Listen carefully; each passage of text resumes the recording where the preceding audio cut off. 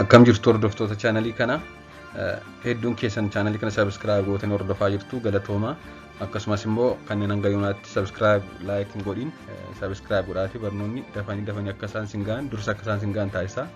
Akkasumas immoo fayyaa daa'immanii ilaalchise mata duree irratti barnoonni akka isiniif qophaa'u barbaadan karaa peejii feesbuukii hosaa ta'u karaa koomentii YouTube kana jalatti mata duree akkasii irratti barnoota akkasii nuuf hojjedhu jettanii yoo keessan isiniif hin hojjedha jechuudha.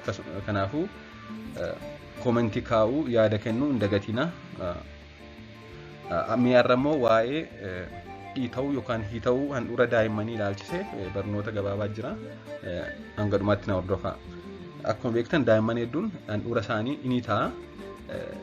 Yoo fi keenyallee hin argine ta'e at least namoota ollaa keenya jiran daa'imman ollaa keenya jiran nama ta'erra yeroo ta'e argineera jechuudha wanta kana. Kanaaf waa'ee kana amma dhumaatti na hordofaa. Daa'imman yeroo gadameessa haadhaa keessa jiranitti dhiigni haadha biraa dhufuu fi dhiigni daa'ima biraa gara haadhaatti deebi'u karaa hidda dhiiga handhuura isaaniiti. Handhuura isaanii kun immoo akkuma beekamu garaa isaanii irratti argama. Daa'imman hedduu biratti erga dhalatanii handhuurri muramee torban muraasa keessatti qaawwi karaa handhuurri itti gara garaa isaanii seenu ni cufata. Kana jechuunis garaan keenya marrumaan garaa keenya keessa jiran kun akka inni gara bakkeetti hin baane foon garaa keenya irra jiru foon jabaataa jira. Sanatu garaa keenya gara keessatti ittisa.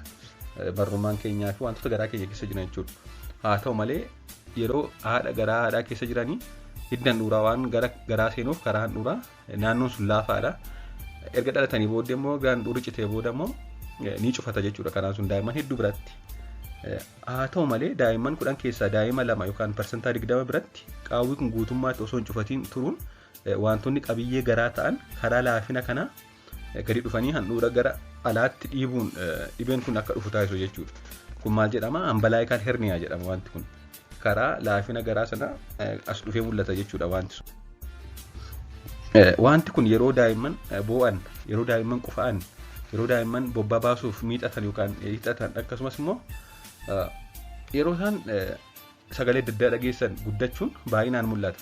Yeroo kan gara keessatti deebi'a, yeroo isaan baay'ee boo'an, yeroo isaan qufa'an, yeroo isaan bobbaa baasuuf miixatan gad hin dhiibee as dhufa jechuudha wanti sun. Guddatee mul'ata. Yeroo ciisanii fi yeroo rafan immoo ni hir'ata jechuudha. Gara keessatti gad deebi'a jechuudha. Dhibeen kun daa'imman hedduu biratti hir'ataa deemuun hanga naannoo umurii waggaa 3 ofumaan kan sirratudha. Wanti guddaan maatiin beekuu qaban isa kana egaa. Daa'imman parsantaa 90 hanga 95 biratti hanga waggaa 3 hanga umuriin isaanii waggaa 3 ta'utti suuta wanti kun hir'ataa deemuun garaan isaanii sun naannoon sun cufatee gara keessatti deebi'a. Dhiita'uun sunis ni bada jechuudha. Kanaaf daa'imman parsantaa 95 hanga kaanitti kan waan baduuf maatiin isa kana bareedinarraan kanaaf rakkoo biraan fidu jechuudha. Yeroo baay'ee wanti kun yeroo baay'ee kanaaf obsa barbaada jechuudha. Amma daa'imman umuriin isaanii waggaa 2-3 ga'utti. Akkuma suura kanarratti argitanii daa'imni kun boo'aa jira. Yeroo boo'u immoo karaa laafina handhuura kana marrummaan isa gara alaatti dhufee gad dhiibee jira jechuudha. Yeroo deebi'ee rafu immoo yeroo callisu immoo gara keessatti deebi'a. Kanaaf wanti kun hanga naannoo waggaa 3tti ni bada waan ta'eef obsuu barbaachisa jechuudha. Kun yaada ambiraas hin barbaachisu. Xiqqoo obsuu bichaa gaafata. Haa ta'u malee dhibeen kun hanga waggaa 3tti ofiin sirrachuu yoo dide, ofiin deebi'ee cufachuu yoo dide, akkasumas immoo dhukkubbii garaa yoo itti fide, akkasumas immoo bobbaan akka hin baane yoo taasise, obstruction yoo fide jechuudha. Bobbaan akka isaan bobbaan baasne yoo ta'e, akkasumas immoo yoo akka isaan baay'ee haqqisan taasise, mallattoo obstruction mallattoo marrumaan cufachuu, bobbaa baasuu dadhabuu, humna baay'ee haqqisu akkasumas immoo mallattoowwan dhibee biraa kana wajjin wal qabatan yoo fide, akkasumas dhiita'uun kun deebi'ee yoo baduu dide yeroo isaan bu'an akkuma sila jenne guddatee mul'ata. Yeroo isaan rafan immoo deebi'ee keessatti deebi'a. Yeroo tokko immoo darbee daa'imman muraasa biratti dhiitee gad dhufee yeroo isaan rafanillee keessatti deebi'uudhaan baay'ee gadaan isaanii akka isaan dhukkubu taasisa. Yeroo kana wantoonni kun jiraannan ogeessa fayyaa baqaqsanii yaaluu mariisisuun yookaan ogeessa fayyaa daa'immanii mariisuun baay'ee barbaachisaadha jechuudha. Kanaan ala garuu hedduun isaanii hanga waggaa 3tti ni cufatu. Hanga waggaa 3tti obsuu qofa gaafata jechuudha wanti kun. Wanti kun immoo daa'imman osoo yeroo hin gahin dhalatan biratti kanneen yeroo hin gahin dhalatan wajjin yeroo ilaallu kanneen yeroo hin gahin dhalatan hedduminaan wanta kana qabu. Kunis obsa barbaada jechuudha. Akkasumas immoo wanta biraa wanta maatiin beekuu qaban maatiin tokko dhibeen kun kan dhufu sababa ogeessi fayyaa yookaan namni haadha sana deessise yeroo daa'imni dhalatu handhuura isaa yeroo irraa muru jechuun baay'ee waan gottoteef waan as gottoteef waan sun alatti bayaa'eef jedhanii yaadu.